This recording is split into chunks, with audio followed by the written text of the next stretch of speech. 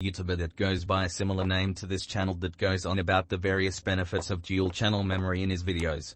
Some say that in PC Building Simulator you can hear his voice in the background. But I don't think I've ever seen a PC in this price point have dual channel RAM. Look at that. Those are two 8GB sticks of RAM. But today I will be investigating these various benefits of dual channel memory by building a PC for testing these claims.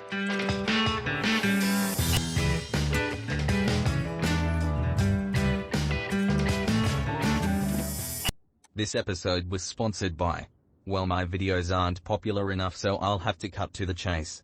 So first I'm going to build the system by first choosing the case. I had first time builders and pre-built companies in mind, so there was one choice that stood above them all, and this was the NZXT H510, known infamously for its lowish price and airflow. Then for the motherboard, it needs some decent literature that I can look up later so that I know exactly what slots to put the sticks into, as unscientific as this video is. Here I'll use the Z590 board so that I can use the most powerful gaming CPU in this game, the Intel i9-10900K, for the benchmark later on. If I wanted to go full noob mode, I also could have used the 11900K, but that would obviously be a worse CPU for what we're doing today. For the graphics card, I also had to max it out with a 3090, without ATI despite the new 40 series cards. Nevertheless, the gaming performance should be exceptional though. Look at the heatsink on this beast. The performance boosting RGB is yet to light up on this card. To add to my noob point score, I decided to use an AIO liquid cooler, as if pulling it through a solid front panel and tiny ventilation was not logical enough. Also crazy expensive. But this pricey Kraken from NZXT and in 280mm size should do the cooling job as well as, if not better than, the massive air cooler that these spicy i9 chips would demand.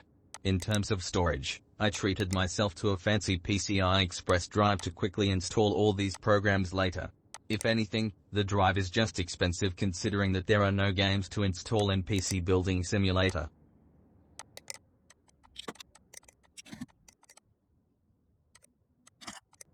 To power this computer, it would be best not to add to my noob points. With a cheap PSU, as completing the tests would become impossible, both because of the sheer power demand and the potential explosion hazard caused by said power draw.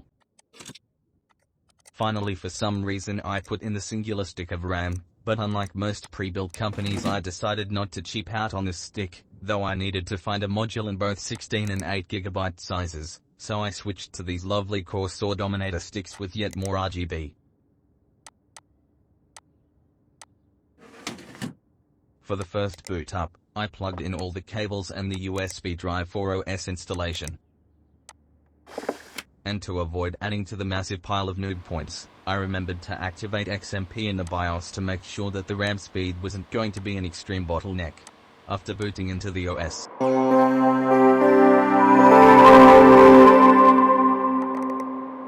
I of course have to install all these programs, however useful these will actually be. Now that the computer was set up for benchmarking, I put both of the side panels on, and now I was ready to start one of the 3 runs for the single stick system. Here is the Time Spy benchmark from 3D Mark that will measure the performance of both the CPU and GPU. But how about the memory that comes in between? Well, after the first run I get a number, but I'll run it 2 more times just in case. So those are the results for the single stick system, which are all remarkably similar, ignoring the fact that this is a video game.